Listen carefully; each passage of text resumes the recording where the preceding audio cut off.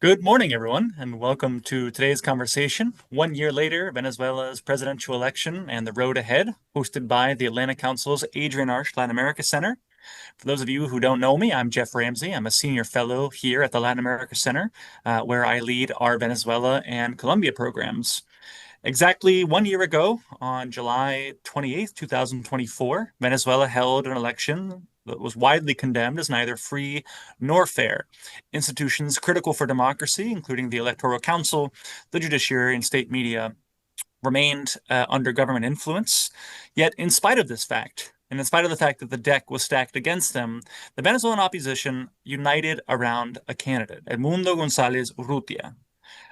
While Venezuelan electoral authorities claimed that the incumbent, Nicolás Maduro, won roughly 52% of the vote compared to 42% for González, the government failed to produce precinct-level tally sheets to back this up required by law. The opposition, however, presented official vote tally sheets which show that González won an overwhelming majority of votes in the race, beating Maduro 67% to just 30%. International observers, including the Carter Center, which we're glad to have with us today, have been unequivocal in dismissing and questioning the official results and have instead pointed to the data backed by the vote tally sheets themselves. Despite the lack of an electoral mandate, Maduro has tightened his grip on power over the last 12 months, mainly through a combination of repression, intimidation, and violence against opponents. In the face of this repression campaign, opposition leader Maria Corina Machado has been forced into hiding, and González himself fled the country in late 2024. The Maduro government has issued an arrest warrant for González and announced multiple criminal investigations into Machado, while relatives and activists close to both leaders have been detained, intimidated, and harassed. Yet, despite these sobering realities, there is reason for hope. Civil society actors on the ground remain mobilized for change, with clear demands for electoral reform, human rights protections, and political dialogue. Internationally, there is still a strong interest in finding diplomatic and political solutions, with international actors playing constructive roles to try and facilitate a political opening. Ongoing diplomatic engagement represents a valuable opportunity to move beyond a stalemate and to seek innovative paths towards a peaceful, democratic solution to Venezuela's long-running crisis. At the same time, U.S. policy toward Venezuela is evolving quickly, reflecting a strategic recalibration aimed at pragmatism without abandoning core democratic principles. Just last week, the Trump administration issued a significant new license allowing a U.S. energy company to resume limited operations in Venezuela under carefully monitored conditions. This nuanced approach, combining strategic and economic engagement on one hand with continued political pressure on the other, signals that the Trump administration is increasingly interested in the possibility of pairing targeted engagement with pressure to encourage meaningful reforms and create diplomatic openings that can simultaneously benefit U.S. interests.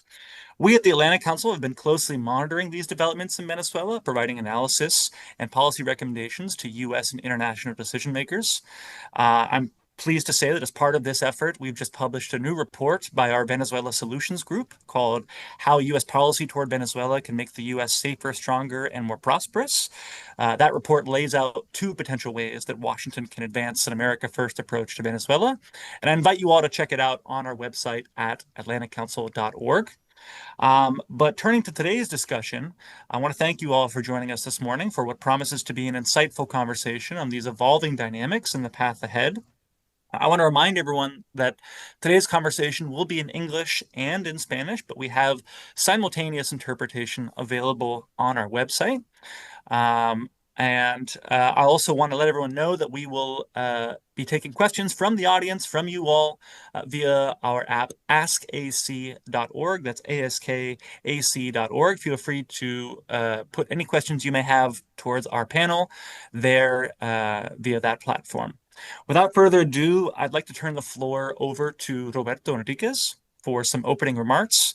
Roberto is the Executive Secretary pro tempore of Venezuela's Unitary Platform, a coalition of opposition groups seeking a sustainable democratic solution to the country's crisis. He's played a key role in past negotiations aimed at electoral reforms and restoring democratic institutions in Venezuela, and he's taken great risks in the process. We're honored to host him today at the Atlantic Council. Roberto, es un gran honor para nosotros poder recibirte en el Atlantic Council hoy. Gracias de Roberto, nuevo it's por estar wonderful to have con you with us nosotros today. esta Thank you for mañana. joining us this morning. te paso la Without palabra. further ado, I turn things Muchas over gracias, to Jeff. you. And En thank you nombre del so pueblo much, Jeff, venezolano, de la on plataforma behalf of the Venezuelan unitaria people democrática de and Venezuela, the Democratic saludarte, saludar a Unitary todo el equipo y Platform. a I todas las wanted to personas, extend my greetings a los to all panelistas, of con you, mucho to the respeto, y a todas las panelists, personas que nos and estén to escuchando y esperando, por everyone supuesto, que este tipo de eventos listening, contribuyan in the hopes that a this type of event encontrarle el camino a will help Venezuela us to find a path forward in su regreso, Venezuela su retorno hacia la democracia. so that Venezuela Yo quisiera can hacer unas return to reflexiones iniciales democracy. I just have echar some la initial discusión, pero sí thoughts contarles to un get us poco started. basado, por eso tengo aquí toda esta, I've got he ordenado todas las resoluciones, a, documentos a number of y resolutions and las posiciones documents in públicas front of que me, as well as desde marzo viene haciendo la political plataforma positions unitaria de that Venezuela the Unitary Platform al of país, a Venezuela la has comunidad been internacional communicating y since March naturalmente al to the adversario. country and ¿Con to qué the nos international hemos venido community and to planteando our adversaries. para, en palabras gruesas, la Just in imperativa general necesidad de un terms, acuerdo there integral is a democrático que need vaya a los for an tuétanos del problema, agreement que on a revienta path con to mucha fuerza con el democracy. desconocimiento del resultado del 28 de julio. Much of ¿Con this qué is nos hemos tied encontrado? to Bueno, the yo me atrevería a results llamarlo of the the June ahora es a la 20, inversa, ¿no? July 28th Por lo que elections of llaman last la year. disociación como estrategia, ¿no? The Hace algunos disassociation años as a un vocero muy strategy. A importante few years ago, an de important nuestros adversarios, spokesperson eh, from Chávez tenía our unos niveles de adversaries, popularidad importantes y Chavez, llamaba a la was oposición very venezolana disociada, popular, ¿no? and he Y called the utilizaban Venezuelan lenguajes muy opposition peyorativos a, y cosas que no vienen al caso disassociation. He mencionar. used very Ahora sentimos que pejorative esa disociación terms to describe us, but está that de parte, se entiende dissociation que está is de nuestros now adversarios ahora, ¿no? what we're Cuando seeing nosotros amongst our planteamos la necesidad de un adversaries. acuerdo, hay When we were talking una about the need for an innegable agreement, what was caracterización de quien está undeniable is comprendiendo una the realidad, una characterization of realidad those who are respetando un starting to mandato, una understand realidad de the una reality. mayoría que hay en That el país, is pero que también about a entendemos mandate que and hay the reality of the un majority in the sector country. que permanece en el control de, There is, however, más allá de las one group diferentes tramas que haya allí, lo that cierto del caso, el objetivo para evitar dinero en beyond periodo, es que what's están being allí plotted out there en el poder todavía. remains Nosotros in lo hemos power. comprendido.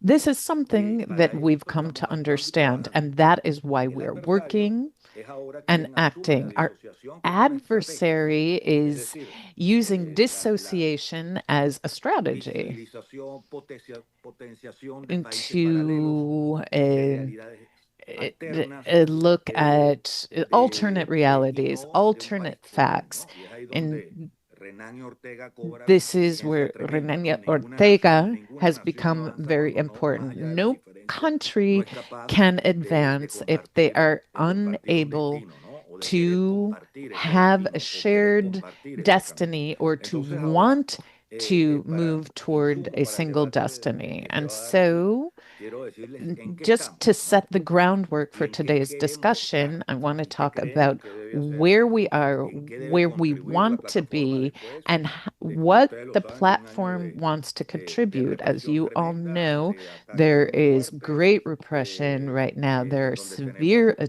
dirigentes there presos en el are exilio, an clandestinos, pues a pesar de alarming todo eso, number of political leaders who nosotros have either been no asumimos incarcerated la estrategia or de are la in disociación. exile. But we have not Cuando taken tú on escuchas this en días strategy of anteriores, dissociation. qué And mayor what you've disociación es heard cuando tratan de recently, hacerte de una oposición it, o querer convertir el poder if you local, want con to todo el respeto convert que pueda local merecer a todos power, los alcaldes del país, and whether en it's una in expresión de una oposición nacional. mayorships Ahí hay una or disociación local governments evidente, a mi and manera de ver. national power. Entonces, There's clear ¿en qué creen que dissociation puede there. contribuir la So, plataforma? Y estamos en how pleno can the proceso, por eso platform tengo contribute? que We ajustarme, are, porque no estoy hablando por that's the Roberto, task estoy at hablando hand. por I'm una not dirección speaking on my política. own behalf. I'm Primero, speaking as a leader of hacer this todos los esfuerzos platform. por construir las bases de un acuerdo integral democrático I think que that vaya a we los need to come tuétanos del up problema de with a venezolanos. Y democratic por eso base estamos that can get at the justamente heart of the pensando problems we're having in Venezuela with our democracy. What efforts can we undertake based on this anniversary date to be able to strengthen society? And because our adversary understands that the origin of the problem is the problem itself. That's where we need to start.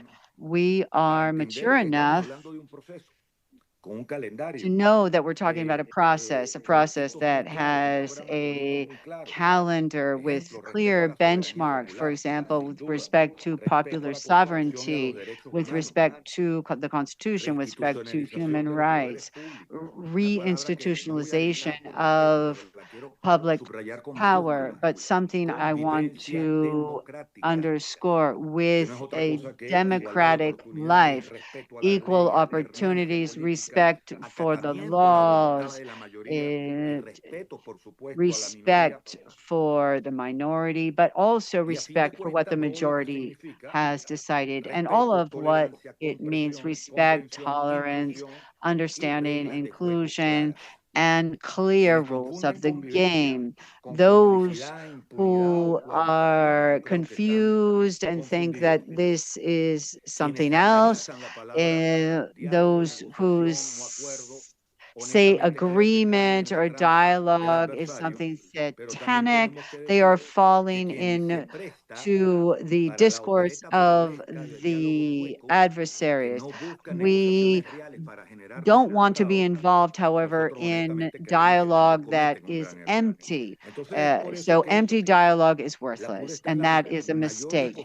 So people are willing and ready to try to bring about national awareness, the one we saw on July 28, 2024, so that popular expression can lead to an overarching real democratic agreement.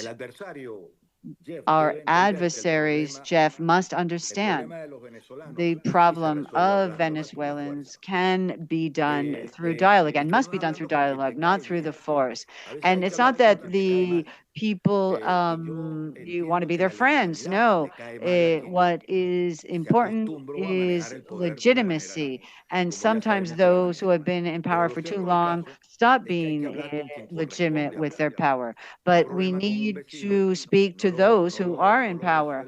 Perhaps I need to talk to my neighbor, even if I don't like him. Sometimes maybe we have to use mediators, people who can help me talk to my neighbor.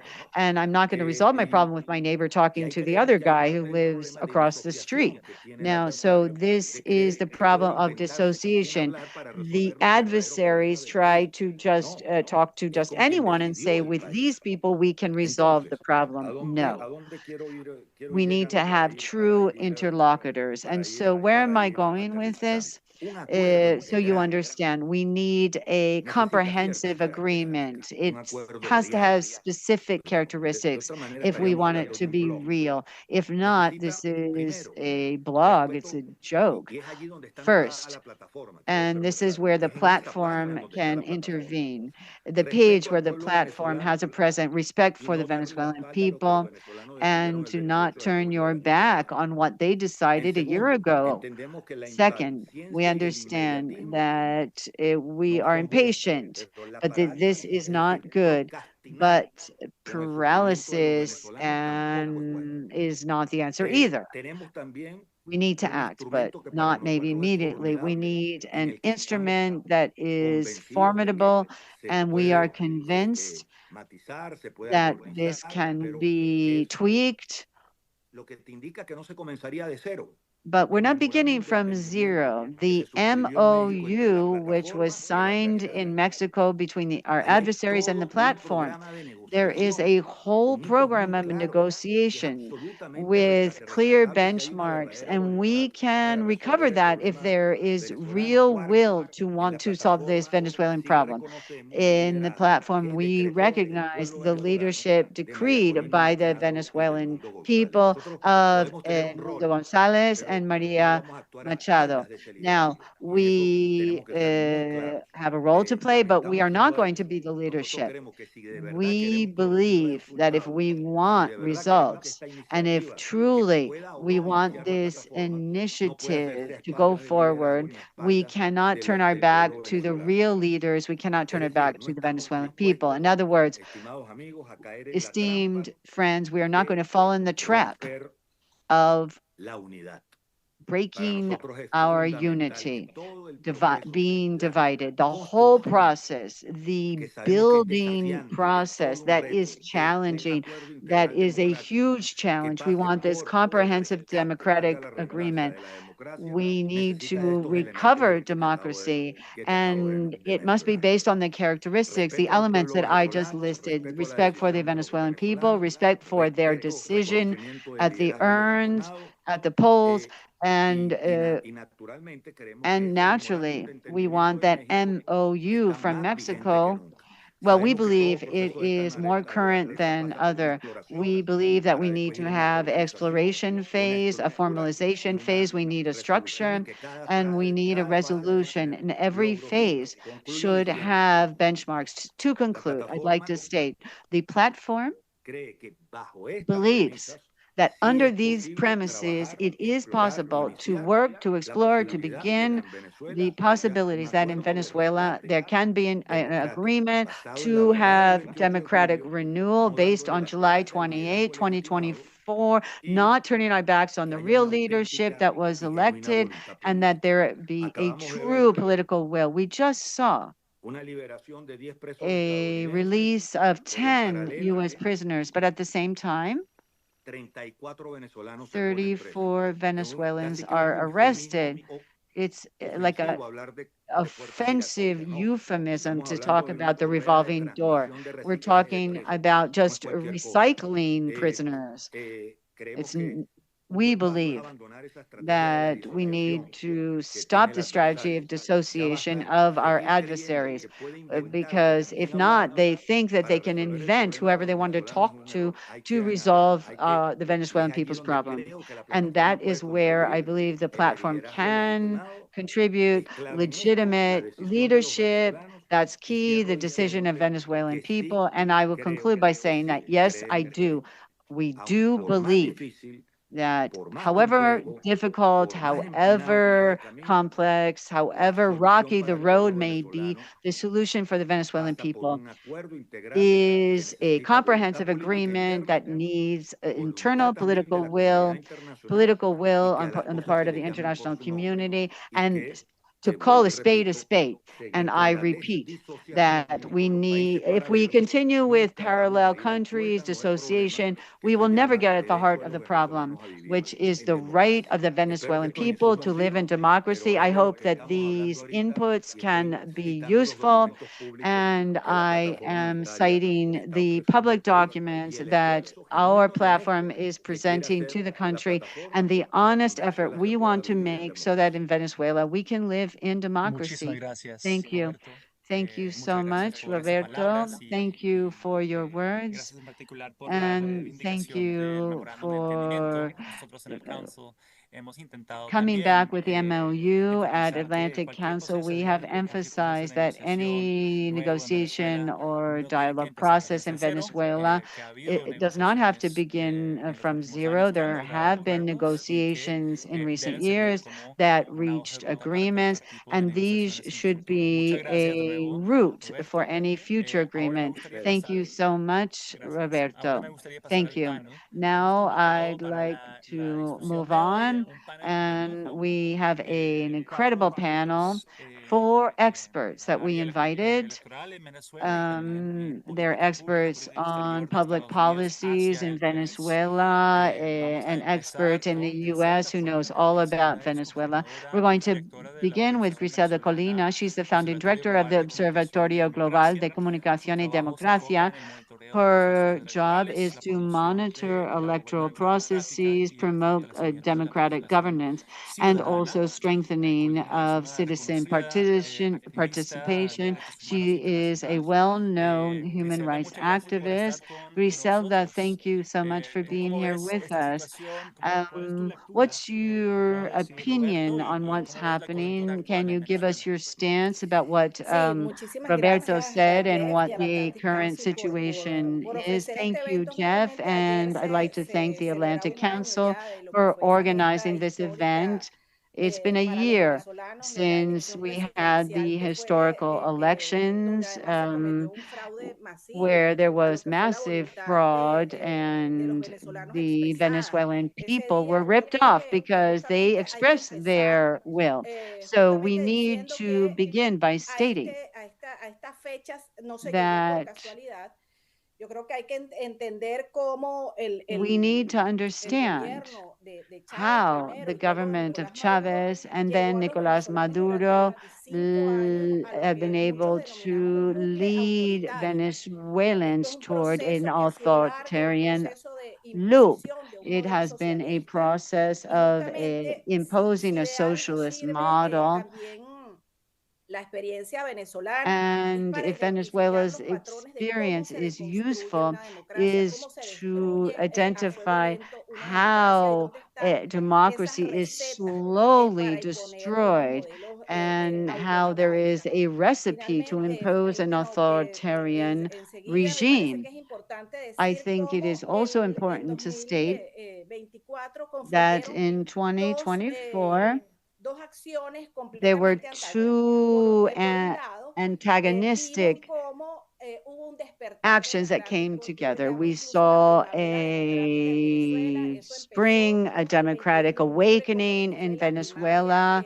We had the primaries of the opposition in October, and then we saw that on July 28th, Venezuelans, we were democratic. We went out despite our fears to vote. Those of us in Venezuela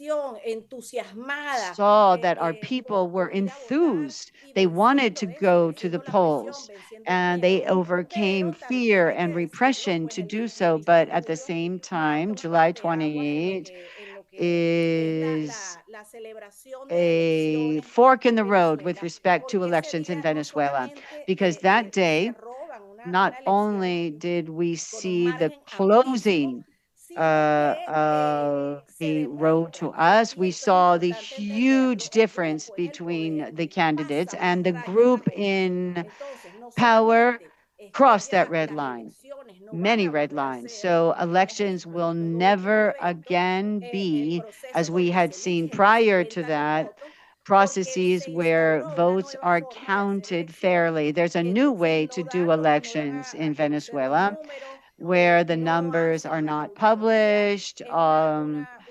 There's no counting of the votes. There's no auditing of the votes. It's a completely opaque process. We have a National Electoral Council that is completely subordinated to power, the powers that be, and it is all focused on keeping the powers that be in power.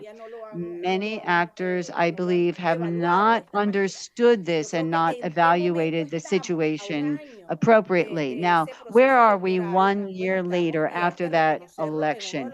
We have to say we are at one of the darkest chapters of our history. We must recognize this because Venezuela is not alone in the world. We see setbacks in democracies all over the world, and we need to understand that to be able to come up with a solution to the Venezuelan situation. And we also need to understand that this year and May 26th, as well as the July 27th elections, that's where we saw the possibility of autocratic consolidation in Venezuela. We're watching what those who hold power are doing. They're trying to divide the opposition and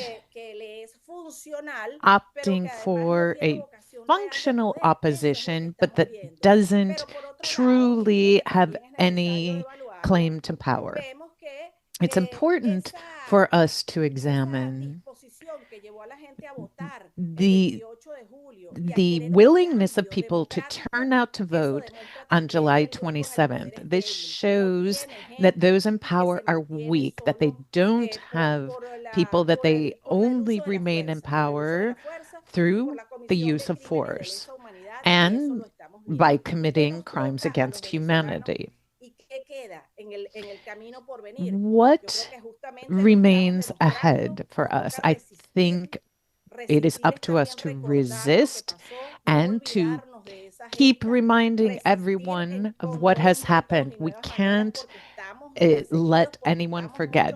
We're being persecuted. Many people are living in exile. Many of us cannot return to Venezuela. The persecution is harsh, and of course, there is a lot of fear. It is incumbent upon us to start to rebuild for the unitary platform in particular. And there are structures that no longer work and they no longer represent reality, not because those involved don't want it, it's because the regime has completely dismantled the entire political party structure in the country. We have to build new platforms. We have to come up with new ways of organizing, whereby the new leadership, which was made even more legitimate because of the results of the elections last July, as well as in the subsequent elections. We have to take that and work with it. And what we need to do is stake our claim.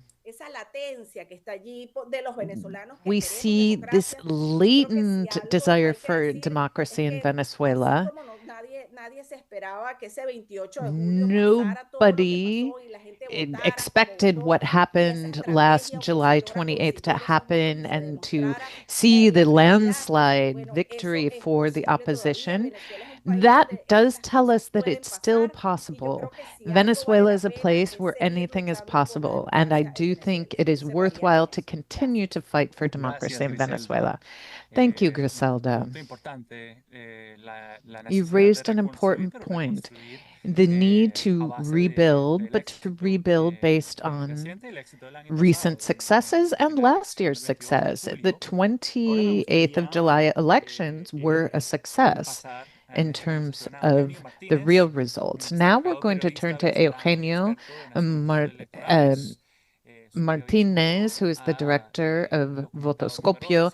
He is an expert in Venezuelan elections and has documented irregularities in recent elections. He's an influential voice in defending electoral integrity. And he is a voice that can offer an analysis of the current circumstances in Venezuela. Eugenio, thank you for joining us.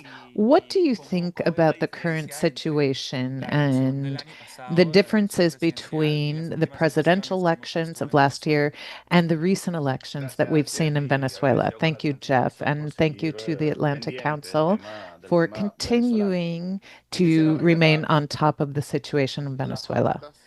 These are the records from July 28th of last year. 28,000 records of this type, where should it is starting on July 28th with this straitjacket of the voting tallies that showed that Nicolas Maduro had lost the elections. We've seen what we call electoral autocracy, a closed autocracy where the only thing that's important is legitimate elections in the opinion of certain elites. These days, all they care about is legitimacy in the opinion of military and certain elites. Now, while the Venezuelan government has figured out how to hold on to power despite pressures within the country and despite losing the popular vote. After July 28th, we continue to hear rhetoric that is characteristic of an authoritarian government. Everything we've seen in 2025 within the opposition, it is reminiscent of a Venezuelan that no longer exists, and the opposition has not been able to in any way follow in the footsteps of the government strategy. In opposition in the legislative elections, where they were able to gain power of 1/3 of the assembly, Nicolas Maduro started to rebuild the political party system, and we saw the results thereof on Sunday. All those represented in the National Assembly and in some of the mayoralties are parties that are separate from the unitary platform and that have recently been created.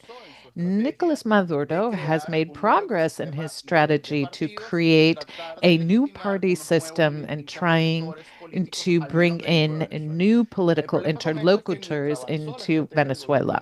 So this is the government has advanced, but the opposition has not been able to keep up with them.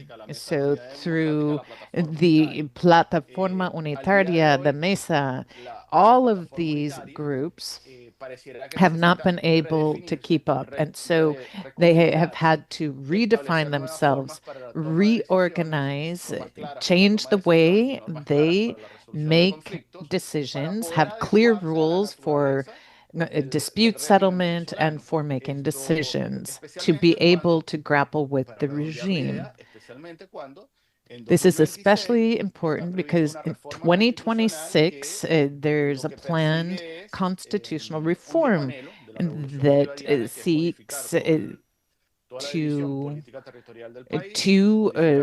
reorganize political divisions, the productive model, and the relationship between the people and the executive by eliminating direct votes, universal suffrage, and put that in the hands of the executive.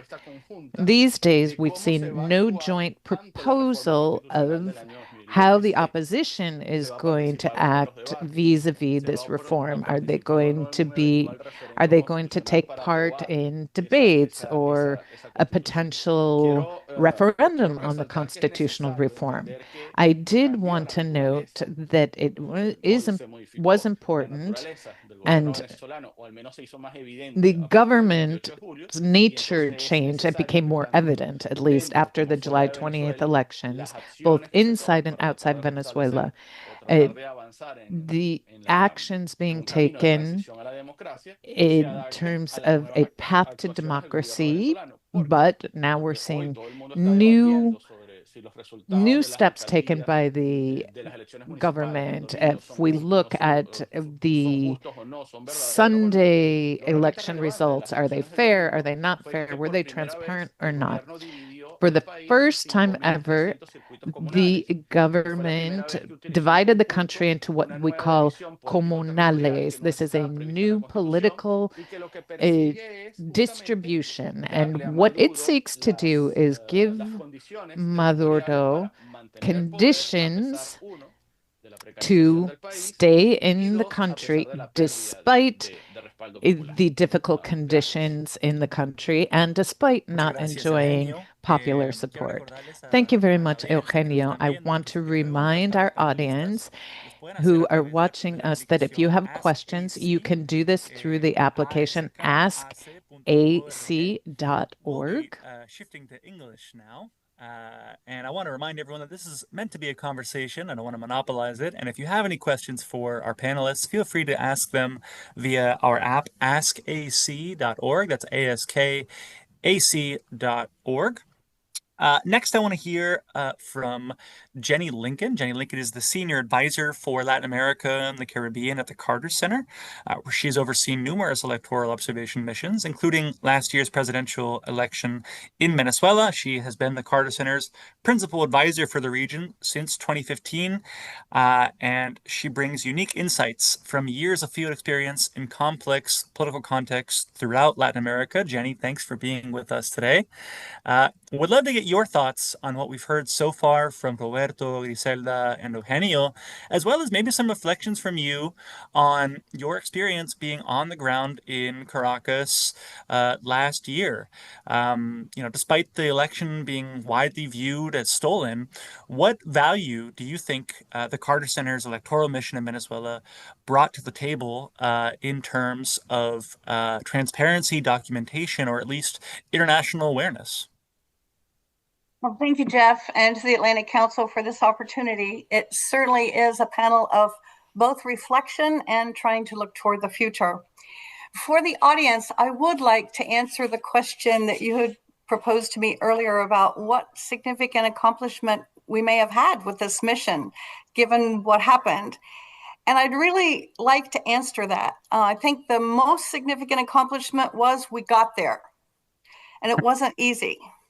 It wasn't easy to get there and to be there under the terms of the Carter Center. It wasn't an easy decision after the invitation when the European Union was uninvited. That meant that the Carter Center would be the only independent election observation mission, and we had more problems. We had funding issues. So many donors said, "Why do you want to observe a sham election?" Internally, the significance had to be considered. Was it more valuable to be inside on the ground to be able to say what we saw or to see it from the outside? We made the decision to go, even though we went with a limited mission. A reminder of who we were.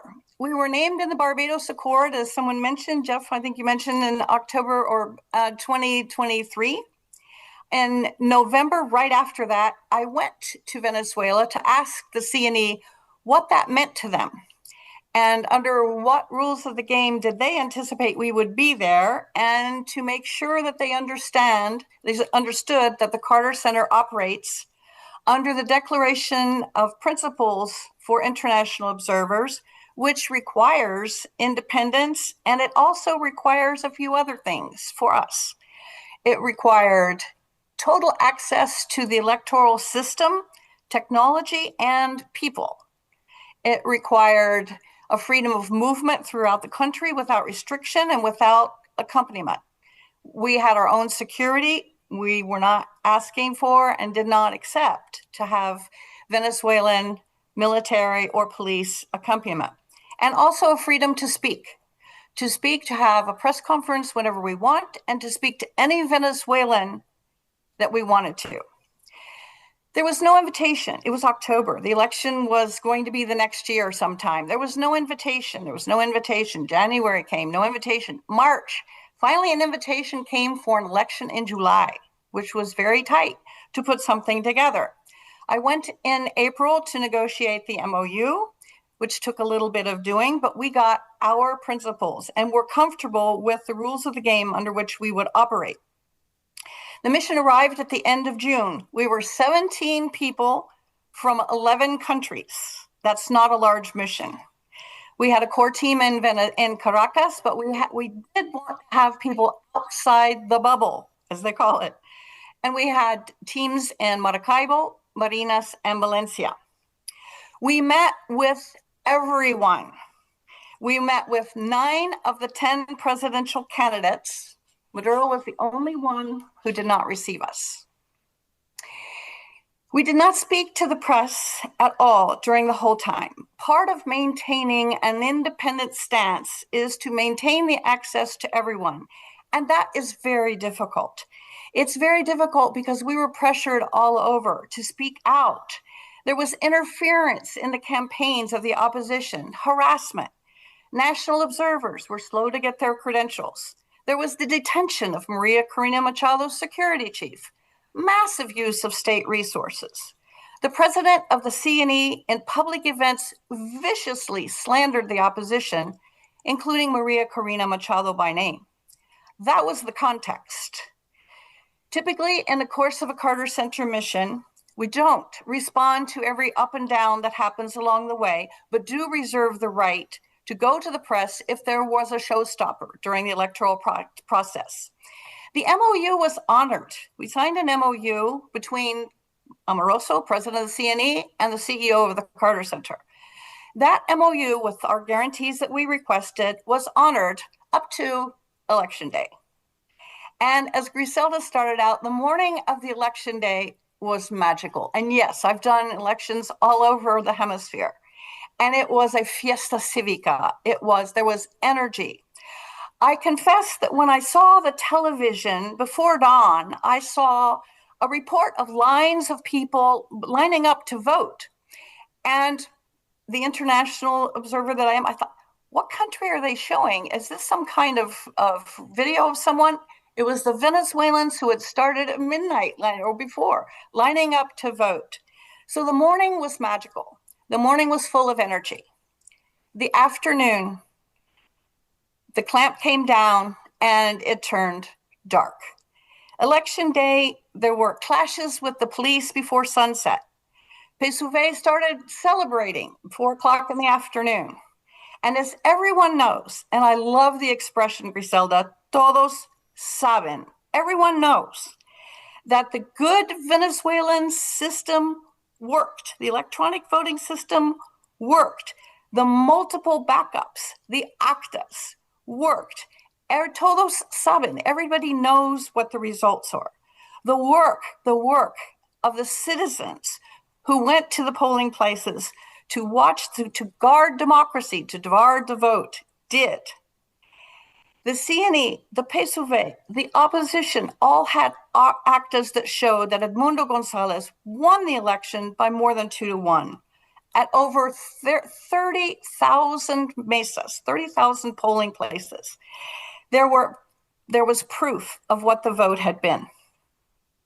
What happened? On Monday, we put out a statement asking for the CNE to produce the mesa by mesa, the polling place by polling place results.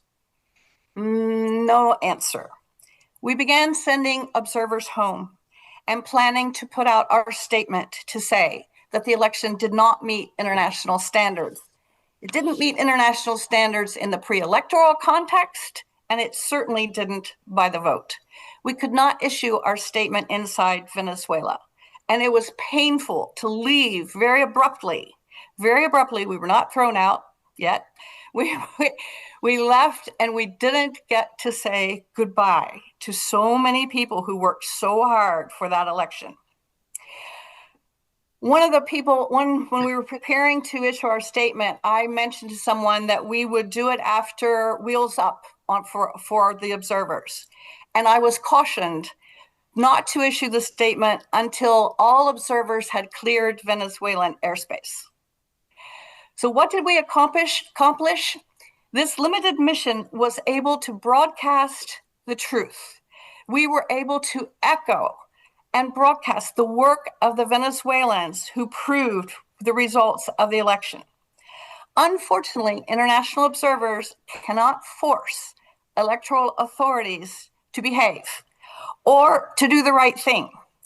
But I'm very, very proud of the megaphone that we had that could say to the world what happened on July 28th, 2024 in Venezuela. Thank you, Jeff, for the invitation. Thank you, Jenny. And I really appreciate you walking us through your approach to the elections as well as your thought process on the day of. I'm sure it was very emotional. It was very emotional for many of us watching from afar.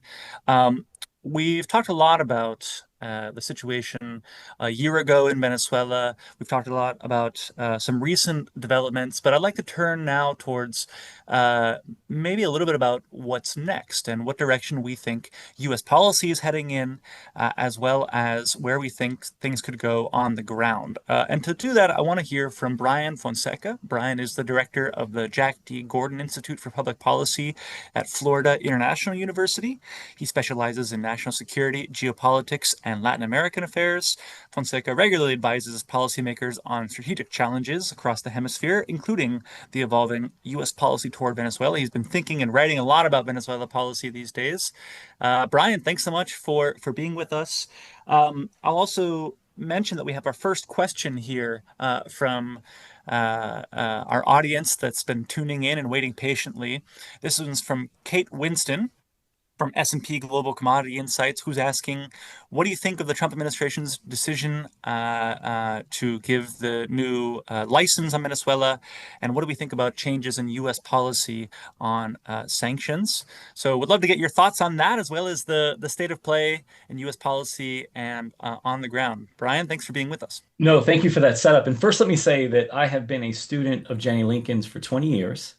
And this is the first time I've had the honor of sitting on a panel with her. And so, Jeff, thank you so much in the Atlantic Council for making that happen. Jenny is truly a national treasure in the work that she does with the Carter Center. And so I'm really proud of her work, and thanks for sharing that story. And of course, my Venezuelan colleagues who are in the trenches, grateful for the opportunity to be here with such incredible thought leadership.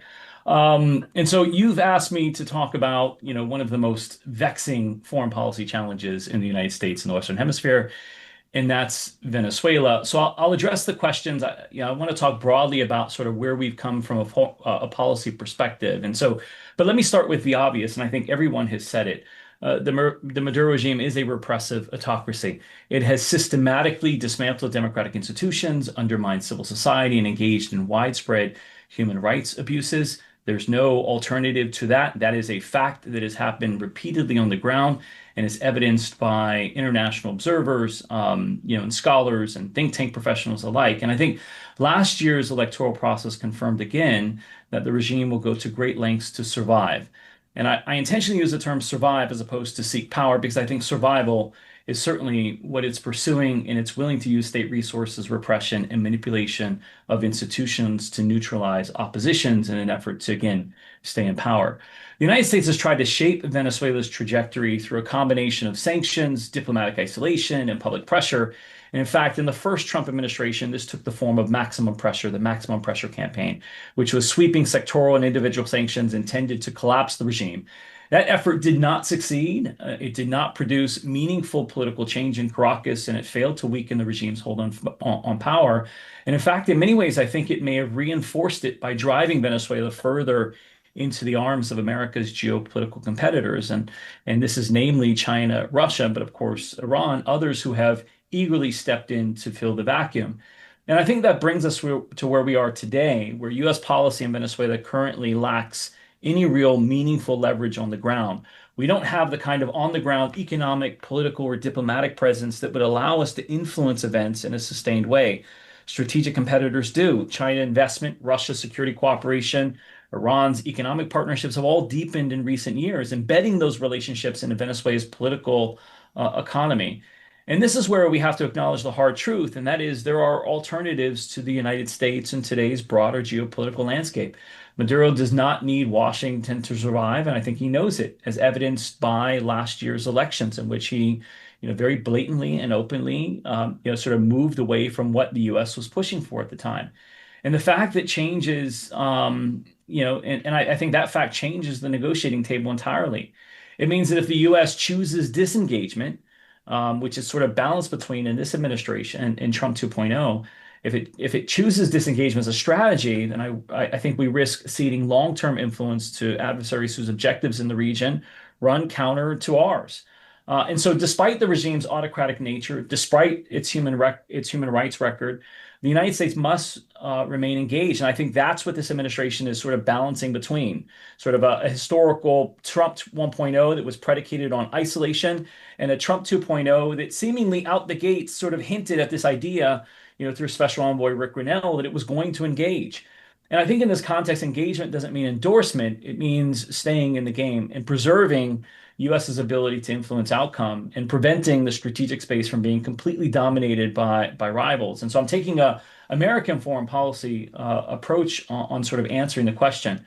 And I think that, again, this is something that the U.S. does in other parts of the world. And I've written on this in other spaces.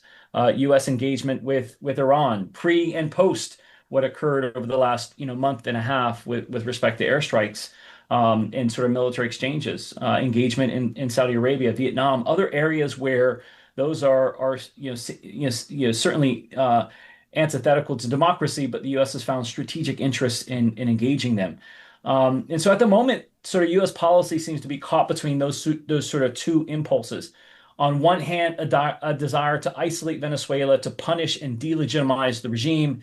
And on the other hand, a recognition that some level of engagement is necessary to protect U.S. interests, whether that's migration, counter narcotics, oil, or great power competition, all the things that seem to be at the forefront of the current administration's foreign policy priorities.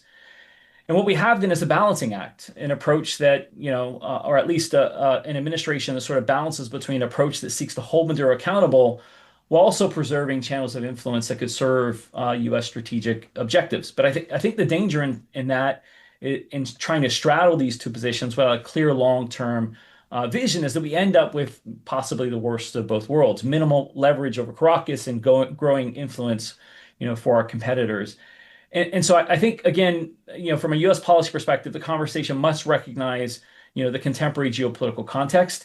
Venezuela is not just struggling, it's struggling petrostate on America's doorstep. It's also a platform, for American rivals to project power and influence in the Western Hemisphere. It's a driver of regional instability, fueling migration flows that directly impact U.S. domestic policy. And we see that in sort of the forefront of domestic political discourse. And it's also a test case for whether or not the United States can compete effectively for influence in some of these more contested spaces, not just in our hemisphere, the Western Hemisphere, but globally. And so, we talk about the path ahead. And again, I think what we need to sort of, what U.S. policymakers need to reconcile with is, how does the U.S. reclaim meaningful leverage in Venezuela? How does the U.S. design a policy that both accounts for the realities on the ground, the alternatives available to the regime, and the strategic competition we face? How do we also recognize that against the backdrop of a regime that has engaged systematically in human rights violations and anti-democratic behavior? I won't go into policy prescriptions right now. I don't think that was the spirit of this, but we can certainly take that on the Q&A in terms of what we think we should do. But I will say that any successful approach from the United States has to grapple with these realities. And we'll have to do so from the recognition that the U.S. can neither afford to disengage or double down on strategies that have failed in the past. And that the U.S. furthermore needs a long-term strategy with a shelf life longer than U.S. electoral cycles, because that's the other challenge from American policy perspective, is sort of the constant shifting. And so in the context of I think the latter question about the return to, of Chevron, I'm not sure that was entirely off the table. I think, again, it sort of highlights the challenges that are happening within the U.S. administration. The newsworthy rivals between Secretary Rubio and Special Envoy Rick Grinnell, one sort of prioritizing the at least hinting at isolation, a return to Mexican pressure, and the other sort of looking to engage against American strategic interests. And so I think that was on the table, and I think that the evidence that came out in public reporting about the surge in oil exports to China is also very enlightening for the Trump administration to see, okay, its policy of moving Chevron out may have had the inverse effect to what U.S. strategic interests needed. And so that may have, again, led to the on-ramp of Chevron again. And so I'll leave my comments there, Jeff, and happy to field any questions with my colleagues during the Q&A. Thank you, Brian. And I want to thank all of our panelists. We have run a little long in this initial round, and I know we only have until 11:30. We may be able to stay on for a few minutes after, but I want to sort of maybe give you all a chance at least to respond to two questions that have come up here in the chat. And if you could please keep your responses as brief as possible. 1 minute, please. Tenemos una primera pregunta para Griselda y Eugenio. There's a first question for Griselda and Eugenio. How can the opposition change the structure of parties and coalitions so that they can participate more in elections or in the constitutional reform? That is for Eugenio and Griselda. If you could just give us very concise answers, because we've gone beyond our allotted time.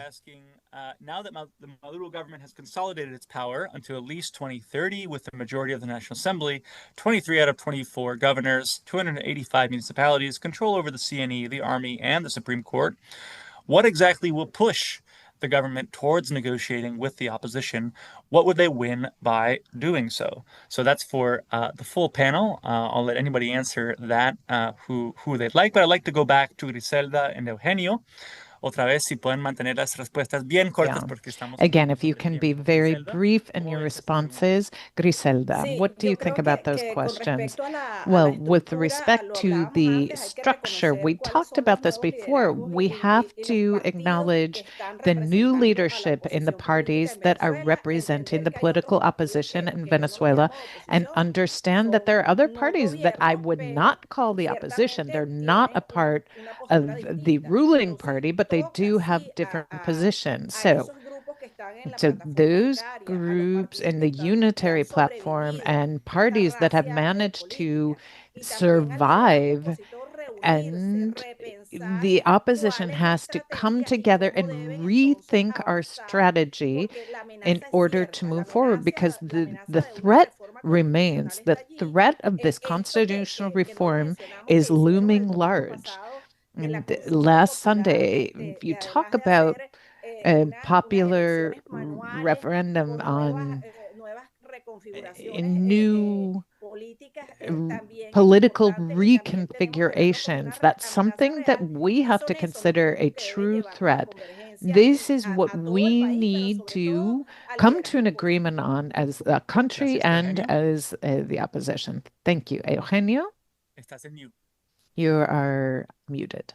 So sorry. 6 meses es mucho tiempo en Venezuela. And 3 months is a lot of time Aunque in estos Venezuela. 6 meses, estos próximos 6 And meses, even desde que the comienzan los coming debates de la reforma 6 months, constitucional, we will creo que start serían to ideales have para que debates on la the oposición, en torno constitutional María reform. Corina I think Machado, it's a good opportunity for the mute opposition a um, una and estructura Maria mucho más Corina sólida de lo que es Machado to actualmente move hoy toward a la more plataforma solid unitaria position o lo que queda beyond de la what the plataforma unitaria, unitary platform reconociendo que hay is or what partidos, como remains decía of that Griselda, platform que no is. son As gobierno, Griselda no said, son there del are PC, parties that are pero tienen neither puestos from de part poder. of the government, but Y de they alguna are u otra also not manera, part of esos the partidos son los que opposition. Maduro, Those o esos parties, grupos son los que to a certain con los que extent, Maduro or va a those querer hablar. groups are the La ones that clave en el tema Maduro is venezolano want to talk to. y esto no se logró después del 28 de julio, And es after aumentar July el costo de permanencia en 28th, el poder the y cost of disminuir el remaining in costo de power has salida del poder. gone Lamentablemente, hoy en día el costo para has Maduro de permanecer es increased. muy The bajo cost y for el Maduro costo to de remain salir is very es low, altísimo and the en cost cuanto a temas to personales, leave power is familiares, very high materiales at a y de personal, capital. Eso family cerraría level and diciendo in que, terms of his dependiendo cómo finances. lleguemos al debate de la reforma, So, por la depending magnitud de la how reforma the constitucional, debate on the esta constitutional reforma reform puede abrir las puertas a unfolds, una that reform relegitimación could de open cargos de elección the popular, door que es lo que te permitiría, to si deseas popular participar, elections, which volver a darle a lo que hoy en would día es la plataforma unitaria o give a la the oposición unity venezolana, diferentes de platform los partidos que han or participado durante the del Venezuelan 2025, opposition la and those posibilidad de that have realmente joined representar, in de 2025 poder competir y de to be poder able tomar to cargos compete de elección popular para and to avanzar win en la popular elections reinstitucionalización del to país. move forward in this Gracias. institutional Gracias, overhaul Eugenio. of the country. Over Thank to you. you, Thank you Jenny. so I'm going to see much. these two questions, one on opposition structure, the potential for changes to the coalition in the next 6 months, and then, what exactly would force Maduro to sit down with the opposition, like we saw last year and the months leading up to last year's election? Very, very short answer. We're working in the context of an authoritarian government. And so any kind of incentives to influence an authoritarian government are very, very, very difficult. And it's going to take both inside and outside to provide any kind of incentives, or there won't be any.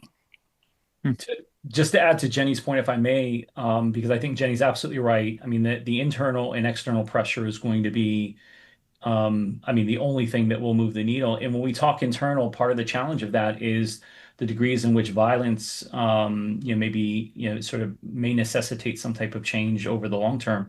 And that's the problem with sort of, these autocratic regimes is oftentimes what we've seen historically is that violence is what ultimately is able to dislodge sort of entrenched autocracies. And so unfortunately that, again, that's what makes this what demands a long-term strategy here. Thanks for that. And I think, Brian, in particular, you've been very vocal in laying out the case for combining pressure with engagement, not an either-or approach, but one that combines sticks and carrots. I will say, unfortunately, we are 5 minutes over time. I could stay talking to you all for at least another hour, but unfortunately, we only budgeted an hour for today's conversation. But I want to assure everyone that this is meant to be just the start of the conversation and not the end of it. I want to thank our distinguished speakers, Roberto, Griselda, Eugenio, Jenny, and Brian. I want to thank them for their insight today. As we've heard, the situation in Venezuela is evolving rapidly, underscoring the need for continued engagement and pressure and for thoughtful policy solutions. I want to encourage you all to read the Atlantic Council's newest Venezuela Solutions Group report, How U.S. Policy Toward Venezuela Can Make the U.S. Safer, Stronger, and More Prosperous. It's available on the Atlantic Council website. And I want to invite you all to follow the work of all of our panelists. They're all doing incredible things in Venezuela, trying to advance meaningful solutions for the country and for U.S. policy. So thank you all, and look forward to staying engaged as U.S. policy moves forward.